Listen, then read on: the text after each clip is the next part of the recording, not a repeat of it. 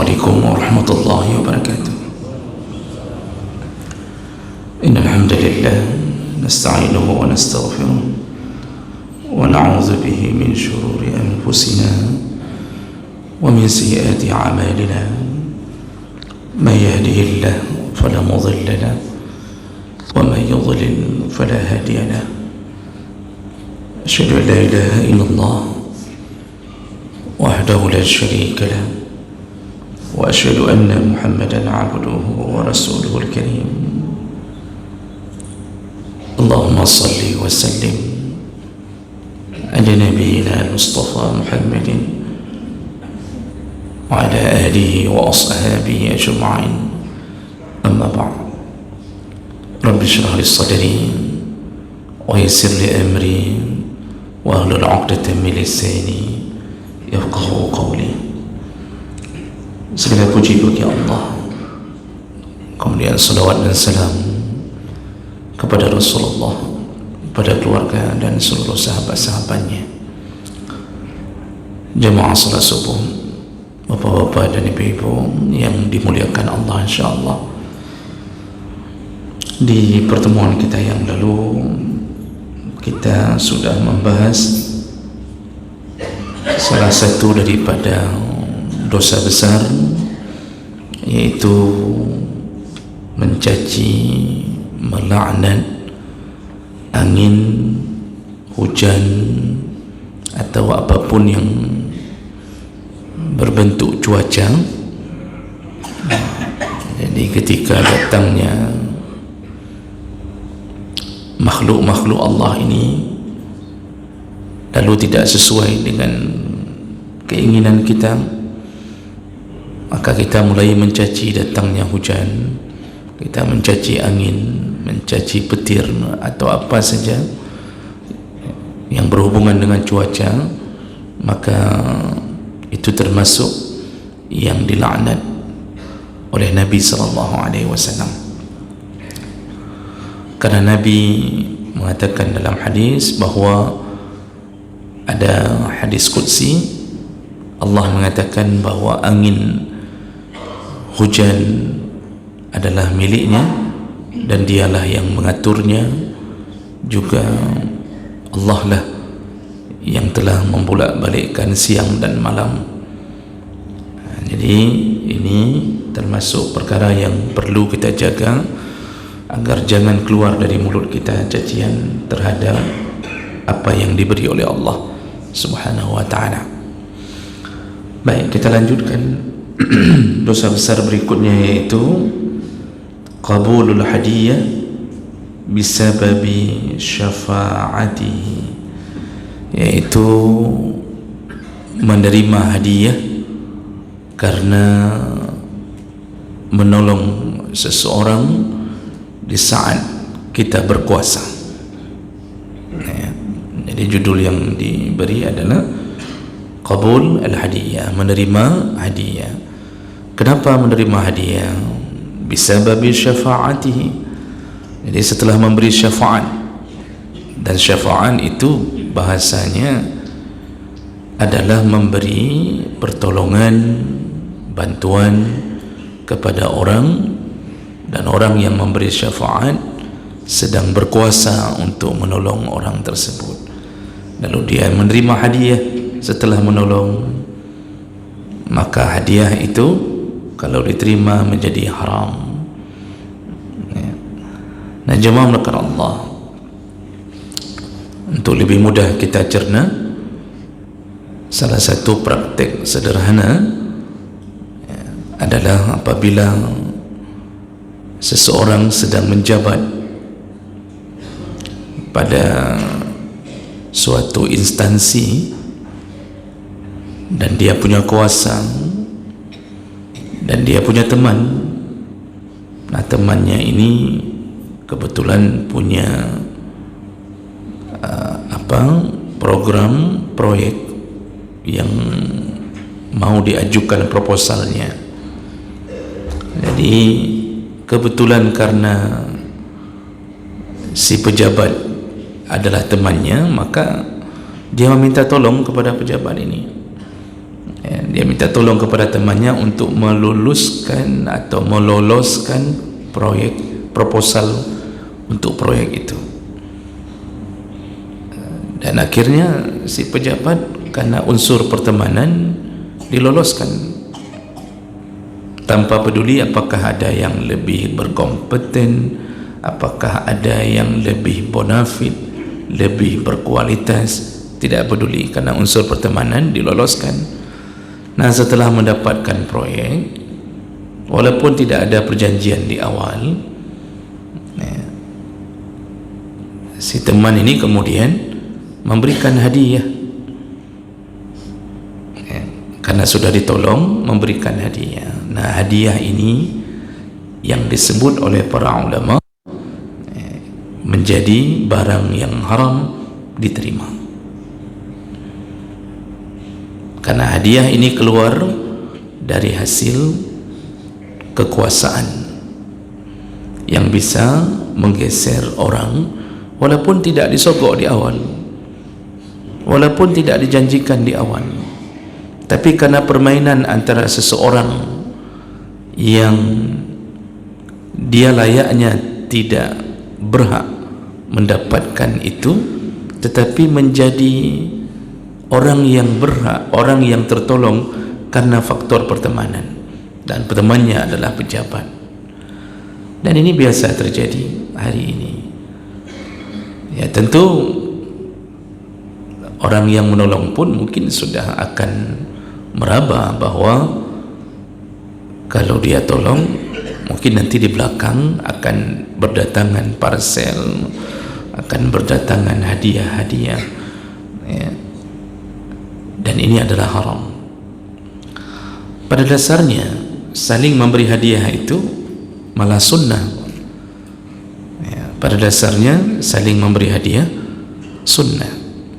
Rasulullah SAW menyebutkan tahadu tahabu, bersalinglah engkau memberi hadiah, dan itu akan menambah rasa cinta di antara kalian. Begitu kata Rasulullah dalam hadis yang sahih. Karena yang paling kuat mengikat kekerabatan, persaudaraan itu melalui hadiah. Bahkan kalau kita termasuk profil yang mungkin tidak suka berbasa-basi, kita bukan orang yang pintar bicara, bukan orang yang pintar mengolah kata, tapi dengan memberi hadiah maka orang akan menyatakan bahwa kita adalah orang yang baik. Makanya hadiah itu paling kental untuk mengikat silaturahim. Keponakan-keponakan di saat omnya datang atau pakciknya datang, dan pakcik ini orangnya tidak suka bercanda, mungkin datang saja dengan membawa wajah yang tidak bisa tersenyum, tapi tidak pernah melupakan hadiah ketika datang. Ketika pulang pun angpau selalu ada. Maka bagi keponakan Om ini adalah Om yang baik, paman yang, mereka semua memuji-muji, mengatakan paman itu adalah orang baik, walaupun tidak bicara dengan kita, walaupun wajahnya begitu, wajahnya wajah setan, tapi hatinya malaikat, kata keponakan. Itu dengan memberi hadiah. Tapi posisi sebaliknya Bapak Ibu, kalau kita berada di posisi orang yang pintar berbasa-basi, datang dengan ribuan kata, puji sana, puji sini, tanya apapun kita tanya kepada keponakan kita, datang tidak ada satu bungkusan pun di tangan, pulang malah membawa bungkusan, mengambil mangga dari rumah keponakan kita, tidak ada angpau, tidak ada apapun, maka keponakan akan mengatakan wajahnya wajah malaikat, tapi hatinya hati syaitan. Semua akan mengatakan tidak suka model orang begitu. maka memberi hadiah itu baik, sunnah. Sering-seringlah saling berbagi. Dan orang yang paling pertama yang patut kita sering beri hadiah adalah orang tua kita dan istri kita. Orang yang paling sering harus kita beri hadiah adalah orang tua kita dan istri kita. Itu diingat baik-baik, karena ada sebahagian orang hari ini terjebak memberi hadiah kepada orang, tapi orang tuanya tak pernah dapat. Selalu memberi hadiah kepada istri orang, istri sendiri tak pernah dapat. Setelah diberi hadiah kepada istri orang posting di Facebook, dia update status, alhamdulillah sudah dapat dari bapak itu, terima kasih, semoga Allah membalas kebaikanmu. Istri yang melihat update-nya istri orang, hadiah dari bapak itu, dan bapak itu adalah suaminya. Bisa bayangkan hancurnya perasaan istri. Ini kenapa kita lupa mana yang prioritas. Itu istri yang harus diberi awal. Sering-sering kasih hadiah. Tak perlu nunggu ulang tahun istri, tak perlu tunggu anniversary. Selalu paling kurang seminggu sekali, paling kurang. Dan ini adalah perbuatan yang baik. Jadi jemaah melakukan Allah, memberi hadiah itu baik. Sesama kita pun sering-sering beri hadiah. Ketemu, pulang dari umrah, sering-sering beri hadiah. Yang jangan meminta, jangan pinta, karena meminta itu menghilangkan harga diri dan perbuatan terlaknat dalam agama. Orang mau pergi umrah jangan pesan apapun. Tahu teman kita mau pergi umrah, jangan katakan saya kalau bisa air zam-zam sajalah. Zam-zamnya baik, kitanya yang tak baik. Jangan suka-suka menjadi pengemis modern. Asal ada orang pergi pulang kampung nyampe tua, jangan lupa pergi ke Medan dipesannya Kak Zulaikha bersama Bika Ambonnya.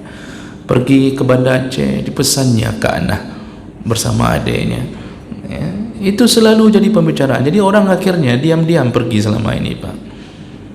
Tiba-tiba sudah pulang umrah. Kenapa? Sudah trauma, Pak. Trauma. Jangan minta. Kalau dibawa pulang, alhamdulillah. Tak pernah dibawa pulang pun, na'udzubillah. Jadi jemaah melakukan Allah Subhanahu Wa Taala. Hadiah itu baik, tetapi hadiah bisa berubah menjadi haram kalau di dalamnya ada unsur-unsur pengkhianatan. Salah satunya yang kita bacakan judul ini, Rasulullah sallallahu alaihi wasallam yang mengatakannya.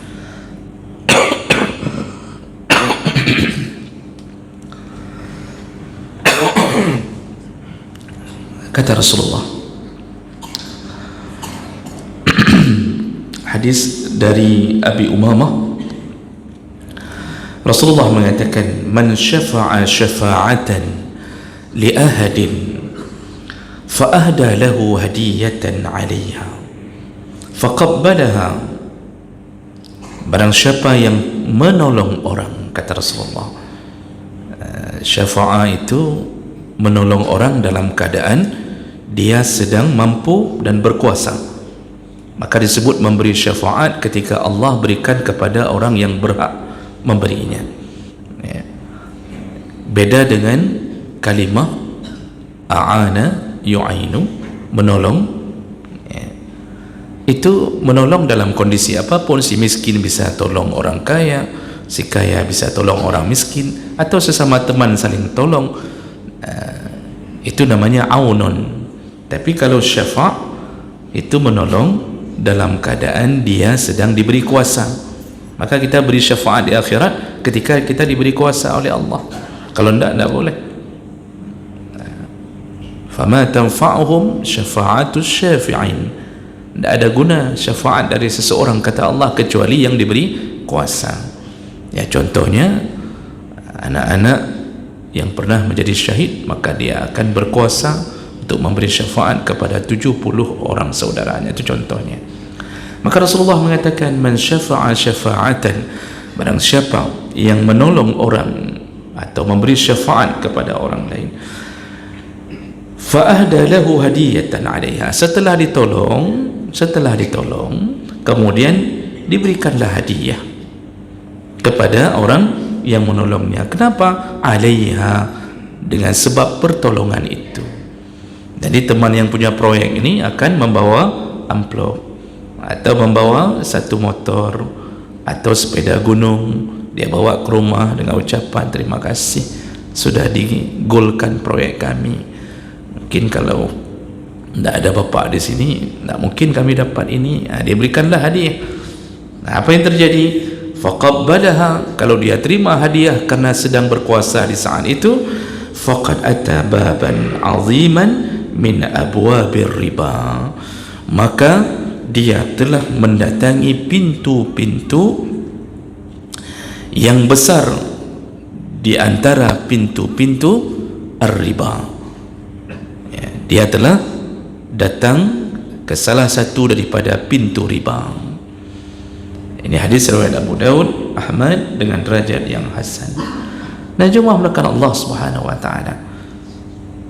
Begitu Nabi mengatakannya, kenapa disebut dengan telah masuk ke dalam pintu riba? Karena pada dasarnya di saat itu, pertama dia menolong dalam keadaan kekuasaannya, dia mampu menggeser orang yang dia tidak sukai, dan dia mampu meloloskan orang yang disukainya. Dan yang kedua itu adalah sama seperti memberi pinjaman sesuatu, artinya jasanya dia berikan sebagai orang yang sedang berkuasa, lalu jasa itu menyebabkan munculnya tambahan. Itu konsep riba. Itu konsep riba. Melakukan sesuatu lalu kemudian mengambil manfaat dari apa yang telah dia beri, walaupun dia tidak mensyaratkannya di awal, tapi dia tahu kalau dia ini adalah orang yang disasar untuk bisa mendapatkan keuntungan bagi orang lain. Kalau dia tidak berkuasa, orang tidak akan datang, temannya mungkin tidak akan pernah menganggap dia teman. Nah, jadi bentuk hadiah ini telah masuk dan jatuh ke dalam salah satu pintu riba, dan itu dosanya termasuk dosa besar yang tidak diingkari oleh ulama manapun. Karena riba termasuk salah satu yang diancam berulang-ulang oleh Allah di dalam Al-Quran. Bahkan Nabi pernah mengatakan, jauhkanlah, ijtanibu as-sab'a al-mubiqat, jauhkanlah dirimu dari 7 dosa yang mubiq. Mubiq itu yang menghancurkan engkau di akhirat. Salah satu dari 7 dosa besar itu adalah aklur riba, yaitu bertransaksi memakan riba. Nah, jemaah melakukan Allah Subhanahu wa taala. Oh, ada yang mengatakan bahwa ini hadiah ini bukan karena ini, kata dia, bukan karena sudah ditolong, ini hanya untuk mempererat silaturahim. Berdatanganlah hadiah. Tahun ini kita tolong si A, tahun depan kita tolong si B, dengan kekuasaan kita, karena dia minta tolong, lalu dapat hadiah tiap tahun, atau bahkan tiap bulan asal ada sesuatu kita tolong, yang dia sebenarnya tidak melalui proses yang jujur misalnya. Dan lalu kita dapat hadiah, lalu orang mengatakan ini hanya untuk mempererat silaturahim, ini untuk ini nih, biar jangan apa kali, katanya. Nah, itu tidak tahu apa jangan apa kali itu, yang penting biar jangan apa kali. Nah, kita dapat terus-terusan itu. Kalau dibilang untuk mempererat silaturahim, nanti kalau kita sudah pensiun atau digeser dari jabatan itu, apakah mereka masih datang mengantar hadiah kepada bapak-bapak yang pernah berkuasa lalu sudah pensiun? Kalau dia masih mengantarnya, maka yang dia katakan mempererat silaturahim masih bisa diterima, walaupun tetap dosa. Tetapi kalau setelah pensiun, hari keluar SK pensiun, hari itu pula tak ada lagi yang mengunjungi rumah kita, terduduk di rumah para pensiun, Pak, menunggu satu temannya mengantarkan parcel hari raya pun tak ada. Jangankan parcel paket yang sejuta, sirup kurnia saja pun tak ada yang hantar lagi semenjak pensiun, Pak. Sebelum pensiun, Masya Allah, kita kurnia betul, penuh di rumah, Pak. Begitu pensiun tak ada yang hantar. Itu semua hadiah-hadiah kebohongan, hanya kalimat-kalimat untuk melegalkan berketerusannya perkara seperti itu. Maka banyak orang hari ini membohongi dirinya demi mendapatkan hal-hal yang dia inginkan. Kan Bapak sudah rasakan ini, yang wajah-wajah pensiun Pak. Bapak duduk, Bapak dapat apa hari ini? Siapa yang paling setia kepada kita? Hanya istri kita saja, yang dulu tidak pernah kita kasih hadiah. Istri orang yang penuh kita kasih hadiah, apakah datang ke rumah kita mengucapkan, Bapak Masya Allah, setelah Bapak pensiun kami merindukan Bapak kembali, ini ada sandal Jepang. Sandal Jepang pun tidak dikasih Pak. Di saat itu yang cebok kita istri, yang mendorong kita dari kamar mandi, ke kamar, ke kamar mandi, istri. Kadang-kadang istri teringat waktu sehat-sehat tidak pernah dapat hadiah, maka didorongnya ke jurang Pak. Maka jemaah melakukan Allah Subhanahu Wa Taala, inilah dunia. Di saat berkuasa kita tolong orang dapat hadiah karena kekuasaan, haram. Makanya Rasulullah mengatakan hadiyatul ummal ghulul, kata Rasulullah. Hadiah dari anak buah kepada bosnya dengan harapan supaya tidak dimutasi, supaya tidak ini, tidak itu ghulul, kata Rasulullah, khianat. Kalau engkau tak berkuasa, apakah engkau akan dapat? Tidak akan dapat dari anak buahmu. Maka bos yang baik itu tolak hadiah, kepala sekolah yang baik tolak hadiah dari guru-guru, maka guru pun mendapat hadiah dari wali murid. Itu sesuatu yang perlu dipertanyakan. Kalau ada unsur-unsur bahwa ini nanti bisa meneruskan kehidupan agar anaknya dipermudah urusan, kalau si guru sudah sering dapat kain sarung, dapat jam dinding, kemudian anak ini dibicarakan oleh guru-guru, Masya Allah anak itu bapaknya baik sekali, ibunya baik sekali, kita semua dapat selalu. Kemudian berubahlah pandangan anak ini menjadi yang istimewa, yang sebenarnya tidak lulus pun, tidak naik kelas pun, akhirnya kita terpaksa naik kelaskan. Semua guru mengatakan sayang menyuh anak dapat lulus, ya, gak enak rasanya. Itu hadiyatul ummal. Maka guru-guru hari ini itu harus paham Pak, untuk masalah-masalah seperti ini. Berbeda kalau sudah selesai anak ini Pak, sudah selesai dari pesantren, sudah selesai, lalu dia ingin menghargai gurunya dengan memberi hadiah, maka itu tidak mengapa, karena tidak ada lagi unsur pengikat antara keduanya. Itu murni hadiah, menghormatinya. Maka hati-hati berurusan dengan hadiah. Di 2 minggu yang lalu, hari ini hari politik, mendapatkan hadiah dari calon legislatif. Bolehkah terima? Tentu jawaban para ulama haram, ya, tidak boleh terima. Sebelum jadi caleg tidak pernah hadiah itu datang ke kita. Begitu jadi caleg sudah mulai, ya, jadi mudah mulai kasih hadiah sana, hadiah sini. Katanya ini hadiah, tidak usah pilih saya, yang penting diingat-ingat saja. Ya. Menerima hadiah dari caleg haram, karena ada keuntungan yang akan dia ambil dari hadiah itu, termasuk itu. Makanya Allah mengatakan kebiasaan orang Yahudi adalah wa tara katsiran minhum yusari'una fil ismi wal 'udwan wa aklihimus suh. Orang Yahudi itu cepat sekali dan terbiasa memakan sesuatu yang haram melalui perbuatan dosa, dan mereka suka melakukan memakan as-suh, memakan suhtun. Apa itu suhtun? Para ulama dalam tafsir mengatakan berdasarkan hadis, yaitu ketika Rasulullah ditanya wa ma as-suh, apa itu suhtu ya Rasulullah? Qala ar-rishwah fil hukum, yaitu memakan hadiah dari sogok menyogok dalam hukum. Jadi dia menangkan dulu perkaranya, loloskan orang, lalu dia terima hadiah. Itu suh. Ibnu Mas'ud memperjelas as-suh an tatluba li akhika al-hajah. Kebiasaan orang Yahudi, habis ketika berkuasa tolong orang lalu terima hadiah. Maka jemaah melakukan Allah yang sudah melakukan, bertaubatlah, banyak-banyak sedekah atau kembalikan hadiah itu ketika kalau orang itu masih hidup. Kalau orang itu tidak ada lagi, taubatlah kepada Allah, gantilah dengan memperbanyak memberi. Semoga Allah mengampunkan apa yang telah kita lakukan dan tidak dijadikan sebagai alasan untuk memasukkan kita ke dalam neraka Allah Subhanahu wa ta'ala. Demikian, semoga bermanfaat. Subhanakallahumma bihamdik, asyhadu an la ilaha illa anta, astaghfiruka wa atubu ilaik. Wassalamualaikum warahmatullahi wabarakatuh.